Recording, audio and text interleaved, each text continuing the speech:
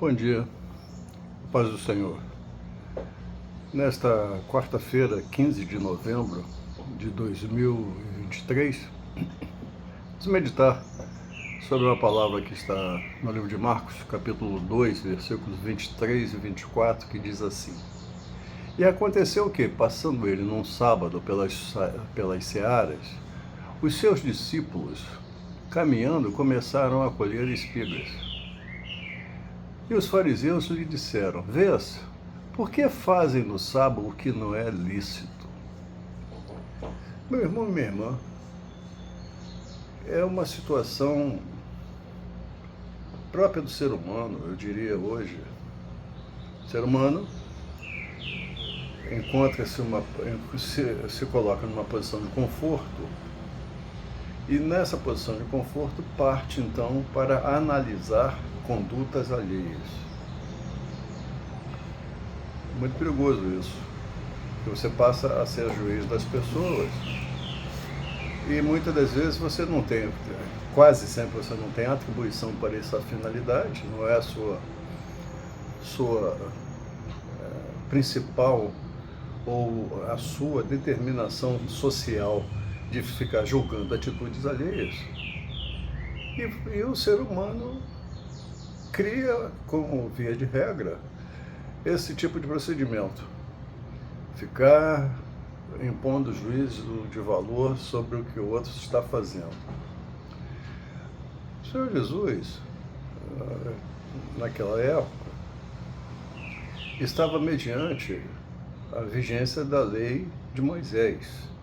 Não havia o Novo Testamento. Então, uma regra que foi feita era para acalmar o povo. Na verdade, você lembra que, e aqueles que não conhecem, sabem que Moisés foi falar com Deus no monte. Então, como ele demorou, o povo aqui virou rebelde e fez até bezerro de ouro. O povo de Deus criou um líder, criou um Deus para uma liderança. Então, necessário foi fazer uma lei que deu até origem ao direito romano e origem às matérias de direito, criasse uma lei de condutas. Foi criada uma lei de conduta, porque o povo se perdeu, virou uma bagunça só. Aliás, as pessoas gostam muito de exercitar na bagunça, né? Tem por tônica bular a lei. Então você sabe que aconteceu isso. E o povo de Deus, então, diante de tantos testemunhos dados por Deus, Moisés, enfim, coisas que aconteceram naquela época, então o povo se submeteu, do ponto de vista religioso, a cumprir aquelas leis. Mas Jesus veio para trazer um Novo Testamento. Não veio apagar a anterior, ele disse, mas veio para cumprir. Então, uma das determinações era que não se trabalhasse aos sábados. Porque o sábado era um dia de descanso, no sétimo dia descansou. E até hoje existe uma corrente doutrinária, uma disputa doutrinária sobre qual situação é melhor, domingo ou sábado ou domingo. O fato é o seguinte: a situação, Jesus veio para libertar o povo de alguns julgos. Você vê, não pode trabalhar aos sábados, mas o que estaria fazendo aquele fariseu lá? Vigiando a pessoa no sábado, não é verdade? Portando juízo de valor naquele sábado. Então ele também estava no erro.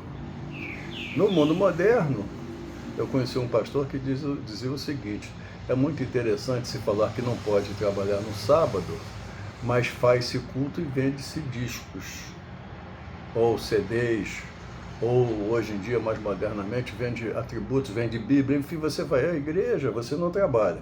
Mas você no sábado vai à igreja, faz nada.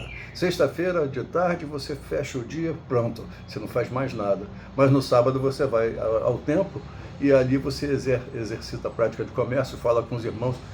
Então são todas umas contradições que levam a Bíblia a ser questionada pelo leigo.